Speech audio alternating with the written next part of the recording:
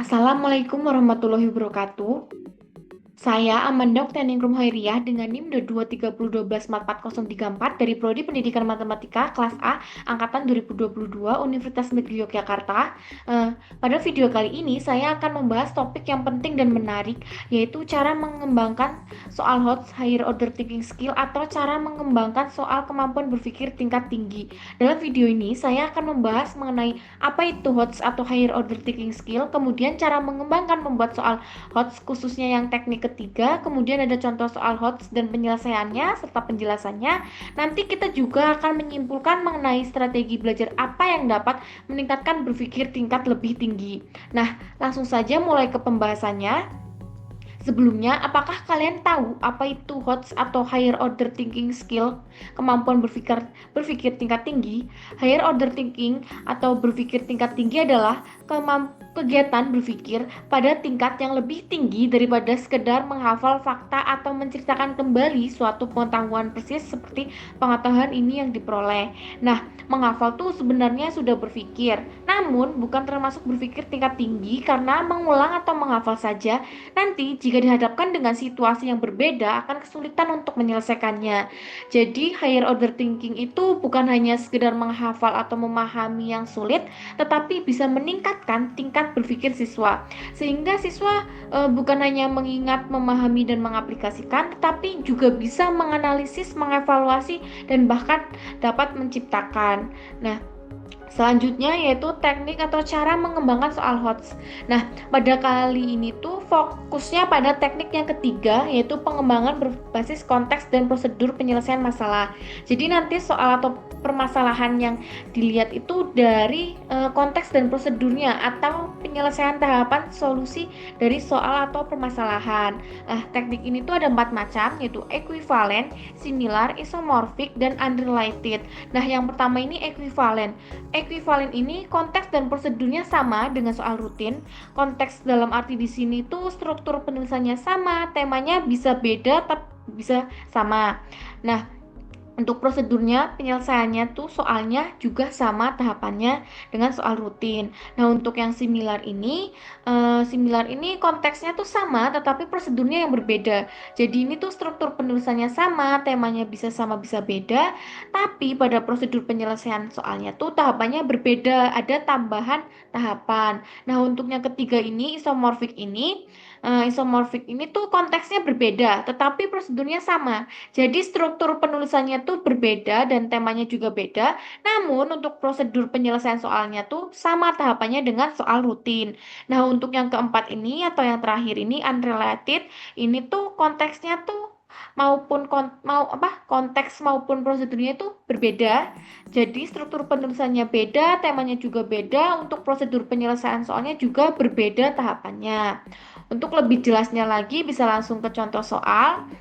Di sini sebelum ke contoh soal, di sini tuh materi yang untuk contoh soal yang saya buat itu materinya tuh untuk jenjang SMP kelas 9, materi transformasi geometri, subbab translasi atau pergeseran. Nah, langsung ke soalnya. Ini ada soal rutin, soal ekuivalen, similar, isomorfik, dan unrelated. Nah, untuk soal rutinnya ini ada diketahui itu translasinya, kemudian ada titik batas dari batas ruangannya, kemudian ada ini titik awalnya, kemudian yang ditanyakan itu posisi baru dan diminta untuk menganalisis apakah posisi baru tersebut tuh masih berada dalam atau di luar batas titik yang diketahui ini. Nah, jadi selain untuk diminta untuk mencari posisi baru dari objeknya, di sini juga diminta untuk menganalisis. Maka dari itu soal ini termasuk soal HOTS. Nah, untuk yang selanjutnya itu soal yang ekuivalen. Nah, soal yang ekuivalen ini kan tadi sudah diketahui bahwa untuk konteks dan prosedurnya itu sama dengan soal rutin. Bisa dilihat untuk struktur penulisannya itu sama, cuma beda temanya. Nah, Di sini tahapannya juga sama, yang dicari itu menentukan posisi baru objek dan dianalisis apakah objek tersebut berada di dalam atau di luar batas ruangannya. Nah, untuk soal yang ketiga ini similar. Similar ini kan konteksnya tuh sama tapi prosedurnya yang beda. Bisa dilihat di sini untuk konteksnya tuh sama, struktur penulisan dan temanya itu sama dengan soal rutin. Nah, untuk prosedurnya itu berbeda, ada tambahannya yaitu di sini siswa diminta untuk mengevaluasi jika ada objek yang berada di luar batasan, maka tentukan langkah transaksi minimum agar objek tersebut berada dalam ruangan. Nah, untuk yang soal selanjutnya ini ada isomorfik. Isomorfik ini tuh konteksnya yang berbeda tapi prosedurnya sama. Bisa dilihat di sini untuk konteksnya itu struktur penulisan dan temanya itu berbeda dengan soal rutin. Nah, untuk tahapannya atau prosedurnya itu sama seperti soal rutin, yaitu mencari posisi baru dan dianalisis apakah posisi baru tuh masuk di dalam atau di luar batasan ruangan. Nah, untuk yang unrelated ini tuh konteks dan prosedurnya itu berbeda. Bisa dilihat di sini untuk konteks dan temanya itu beda dengan soal yang rutin. Di sini juga ada tiga titik objeknya dan ada dua translasinya juga. Nah, untuk prosedurnya juga berbeda di sini. Yang di sini tuh ada tambahan. Di sini tuh setelah mencari posisi baru dari objeknya tuh diminta untuk mengevaluasi apakah posisi baru itu masuk dalam satu baris atau satu garis lurus. Jadi selain konsep translasi, di sini juga diperlukan konsep persamaan garis lurus. Nah, untuk lebih jelasnya bisa lihat penyelesaiannya. Ini untuk soal rutinnya. Ini penyelesaiannya di sini ada diketahui, ditanyakan. Nah, ini untuk jawab. Di sini pertama mencari posisi baru, kemudian dianalisis. Nah, untuk yang soal ekuivalen ini soalnya. Nah, ini penyelesaiannya. Ini kan tadi konteks dan prosedurnya itu sama seperti soal rutin. Ini diketahui, ditanyakan. Nah, untuk jawab sama seperti yang soal rutin, mencari posisi baru dan dianalisis. Nah, untuk yang selanjutnya itu soal similar.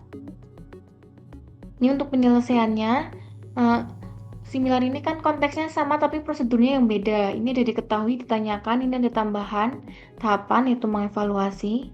Ini untuk jawabnya, yang pertama ini kita mencari posisi baru, kemudian dianalisis. Nah, ada tambahannya yaitu mengevaluasi. Ini jika objeknya tuh berada di luar batas ruangan. Nah, yang di luar batas ruangan itu posisi kursi. Nah, untuk yang selanjutnya ini ada soal isomorfik. Isomorfik ini kan konteksnya yang berbeda tapi tahapannya sama. Ini soalnya konteksnya beda. Nah, ini untuk penyelesaiannya tahapannya sama, ada diketahui, ditanyakan. Ini untuk jawabnya, untuk tahapannya sama, mencari posisi baru, kemudian dianalisis. Nah, untuk yang soal terakhir ini, soal unrelated ini tuh untuk konteks dan tahapannya itu berbeda. Nah, ini untuk penyelesaiannya udah diketahui, ini yang ditanyakan. Nah, ini untuk jawab. Jadi, cari dulu posisi dari ketiga objek, posisi baru dari ketiga objek, kemudian setelah itu dievaluasi menggunakan tambahan konsep, yaitu konsep persamaan garis lurus dengan ini menggunakan rumus gradien. Kemudian diperoleh hasilnya tuh ternyata ketiga titik itu tidak berada dalam satu garis lurus yang sama. Nah, untuk selanjutnya ini ada kesimpulan. Jadi, untuk meningkatkan berpikir tingkat yang lebih tinggi, strategi belajar yang dapat dilakukan siswa adalah dengan cara berlatih mengerjakan soal-soal HOT secara mandiri. Jadi, dimulai dari mempelajari contoh soal HOT yang tersedia, kemudian memahami cara menyelesaikannya, dan kemudian mencoba mengerjakan soal yang serupa secara mandiri untuk melatih kemampuan analisis, evaluasi, dan pemecahan masalah atau kemampuan berpikir tingkat tinggi. Nah, itu pembahasan yang dapat saya sampaikan. Kurang lebihnya saya mohon maaf dan terima kasih. Wassalamualaikum warahmatullahi wabarakatuh.